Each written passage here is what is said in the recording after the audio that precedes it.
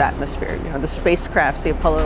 New ইয়র্কের বিশ্ববিখ্যাত নিলাম প্রতিষ্ঠান সোথেবিসে প্রথমবারের মতো নিলামে উঠেছে মঙ্গল গ্রহ থেকে আসা একটি বিশাল পাথর। এই পাথরটির ওজন 25 কেজি এবং এর মূল্য ধরা হয়েছে 2 থেকে 4 মিলিয়ন মার্কিন ডলার, বাংলাদেশি মুদ্রায় প্রায় 21 থেকে 42 কোটি টাকা। সোথেবিস জানিয়েছে পাথরটি সাহারা মরুভূমিতে খুঁজে পাওয়া মঙ্গলের সবচেয়ে বড় খণ্ড।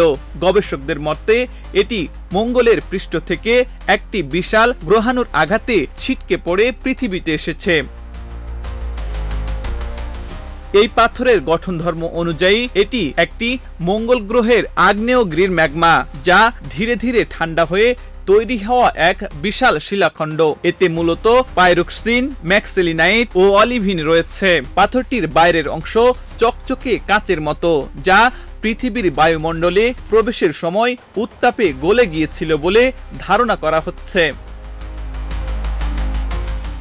গবেষণায় জানা গেছে পৃথিবীতে যত মঙ্গল গ্রহের বস্তু পাওয়া গেছে তার মধ্যে মাত্র 7% উপাদানই এই পাথরে রয়েছে। আকারে এটি আগের যে কোনো পাথরের তুলনায় প্রায় 70% বড়। এই মহাজাগতিক পাথরের সঙ্গে একই নিলামে রয়েছে আরও একটি দুর্লভ জিনিস, প্রায় 15 কোটি বছর পুরনো একটি কিশোর বয়সী সেরাটোসারাস ডাইনোসরের কঙ্কাল। 1996 সালে যুক্তরাষ্ট্রের ওয়াইওমিং রাজ্য থেকে এটি উদ্ধার করা হয়েছিল।